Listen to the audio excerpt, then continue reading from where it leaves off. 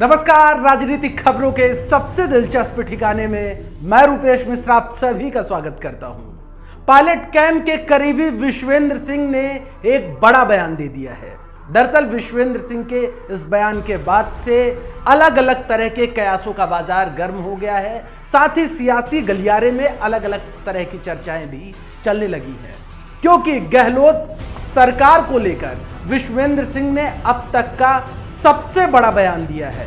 माना जा रहा है कि विश्वेंद्र सिंह का यह बयान अपने आप में बेहद अहम है, क्योंकि राजस्थान की सियासत इन दिनों नंबर गेम में उलझ गई है। क्या है वो पायलट कैंप के करीबी विश्वेंद्र सिंह का वो बयान और क्या किया है उन्होंने दावा, देखिए हमारी इस खास रिपोर्ट में। खुद को धन्य महसूस कर रही होगी धोरों की धरा, क्योंकि सूबे की सरकार उसके पहलुओं में जो जा बैठी है।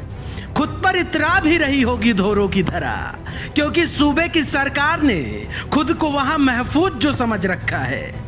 दरअसल सूबे के निजाम ने जब बाड़े बंदी का नया ठिकाना बनाया तो प्रदेश से लेकर देश तक की सुर्खियां बन गई कि आखिर ऐसा क्या हुआ कि खुद की ही सरकार खुद को राजधानी में महफूज नहीं समझ रही। बात इस पर भी होगी, लेकिन उससे पहले जानिए कि कैसे पायलट कैंप के शागिर्द विश्वेंद्र सिंह के दावे ने गहलोत सरकार को हिला कर रख दिया। सियासी गलियारे में तरह तरह की चर्चाएं होने लगी और कयासों का बाजार तल्ख हो गया। दरअसल जब सूबे के निजाम अपने कुनबे का ठिकाना फेरामाउंट से बदलकर जैसलमेर कर रहे थे, तब से ही बयानबाजी का दौर बदस्तूर जारी रहा। लेकिन इसी बीच विश्वेंद्र सिंह के एक बयान ने सबको चौंका दिया। दरअसल विश्वेंद्र सिंह ने ट्वीट करते हुए गहलोत सरकार के नंबर गेम के दावे पर एक बड़ा प्रश्न चिन्ह खड़ा कर दिया। विश्वेंद्र सिंह ने कहा कि आज जब सरकार अल्पमत में है, तब आपने पर्यटन विभाग के कर्मचारियों की समस्याओं पर ध्यान दिया। काश यह काम आप थोड़ा पहले कर देते गहलोत जी, तो न यह सरकार अल्पमत में होती, न हमें दिल्ली आना पड़ता।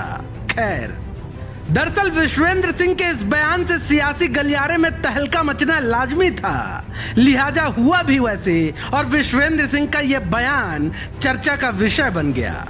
लोग आश्चर्य तो इस बात से हैं कि पायलट के बागी कुनबे ने गहलोत सरकार के अल्पमत में होने का दावा आखिर किस आधार पर किया। खैर, विश्वेंद्र सिंह ने एक नहीं बल्कि कई ट्वीट कर मुख्यमंत्री गहलोत पर सीधा आरोप मढ़ा।